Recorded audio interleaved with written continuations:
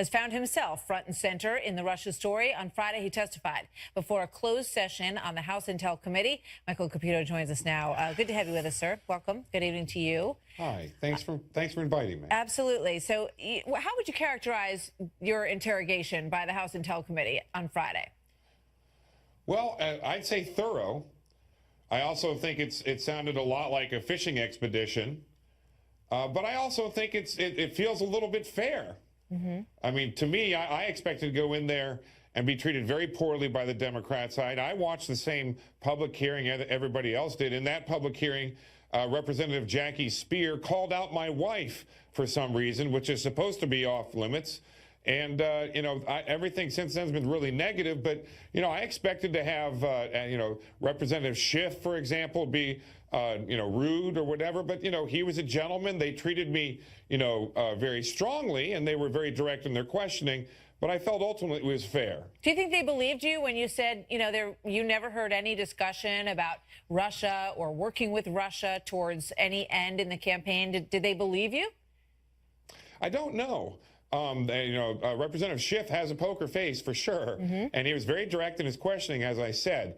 But I don't think they're really looking that much to believe me. I think they're looking for reasons to extend this as long as they can. Mm. I mean, we know from Shattered, the book that was published after the election about Hillary Clinton's campaign, that her top team met the day after her failure on Election Day and decided that the Russian collusion delusion was going to be the way that they tied Donald Trump's hands. And they've been pretty successful with that. I expect they want that success to stay, to keep going as long as possible. So I think they want this investigation to last perhaps all right. a couple of years. One of the things that certainly helped to fuel that was this email chain that was found with Donald Trump Jr. And you have said, Corey Lewandowski, who I know you're not a huge fan of, you guys were sort of on opposite sides during the campaign, but both of you, very strongly came out and said there was never any discussion. Spent a lot of time in the campaign, a lot of time near the president. Nobody brought up, this idea of this being a good way to sort of help win the election until everybody saw this email. And Donald Jr. himself had said, I never had any conversations with the Russians. So now it undermines the credibility of that statement. And now they wonder, well, who else hasn't told us everything they know and who was in the room? It does fuel this, no?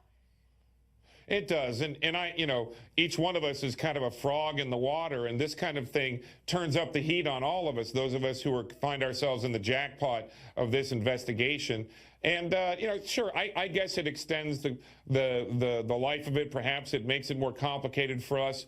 But I'm satisfied with Donald Trump Jr.'s candor when he kind of took blame for it and mm-hmm. said he would have done things differently. I've always respected Donald Trump Jr. and all of the kids. I have to tell you, if this makes it tougher on us, it's okay, because here's the thing. Donald Trump Sr. would not be president today without the hard work of Donald Jr. and his siblings. And if he made a few mistakes here or there, I think the country and myself, I can forgive him for it. Oh, interesting. So one of the people that I find very interesting all this is Rob Goldstone. And I heard an interesting documentary on his background. I mean, it's kind of weird that he would send this email and say, oh, they're going to give you the goods, right? And who knows what Donald Trump Jr.'s, intonation. Emails can be kind of deceiving. When you look at the words on the paper, he said, oh, well, if that's what they have, I love it. If it is what you say, right? So what do you know about Rob Goldstone? Does he have credibility with you? I'd like to have a beer with him sometime. He seems like a pretty interesting character. But, he's an interesting character, Trump family and absolutely. And the Trump family and the Trump organization was surrounded by characters. It was that kind of business development and Hollywood and branding. And people like Goldstone weave themselves in and out of this kind of a world all the time. I mean, he's a promoter. And that is certainly, I don't know much about him. I think he was close to the family in some way. And so when an intermediary that was familiar to him sent him an email, I think that helped Donald Trump along the path of making that mistake. But I got to agree with the president on this. When we had opposition research offers coming across the transom, a flow of it coming in at a rate I've never seen in the 30 years of my campaign career. I've never seen anything like it. They were coming across the transom across every platform.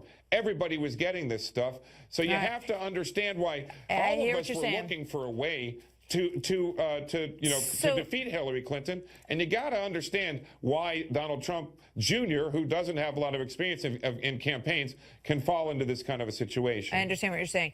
Do you think there's anything more here? I mean, that once again becomes the question. Is there a connection? The only thing that anyone's ever boiled down this Russian hacking potentially to, and I know that you say you do think that they were involved to some extent, are these emails, the embarrassing emails from John Podesta, and that's what, as you pointed out, Hillary Clinton's campaign believes was integral to them losing at, sort of in the last leg of this campaign. Is there an email out there that shows any connection between anyone in the Trump campaign that you know of and any discussion about emails or releasing those emails? Certainly none that I know of. None of my emails will show this.